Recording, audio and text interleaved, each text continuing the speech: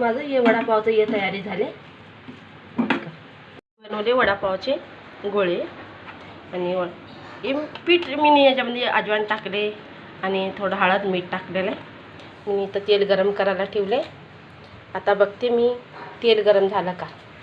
झालं तेल गरम. हे वडापाव झाला.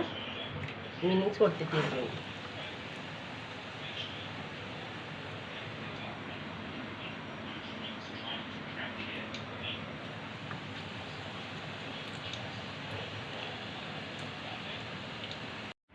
तिखट आपला महाराष्ट्राचा वडापाव, मुंबईचा वडापाव आणि चटणी बघा, आपलं चुरापाव बघा, हा वडा बघा किती मोठे मोठे. मी वडापाव 15 रुपयाला एक देणार आहे. कुणाला पाहिजे तर सांगा. 15 रुपयाला आहे वडापाव. हे बघा कसं सजवते. तिखट मस्त झणझणीत तिखटदार हिरव्या मिरच्या आहे, ते सगळं आहे. या आपला चुरा वडापाव खायला महाराष्ट्राचं मुंबईचं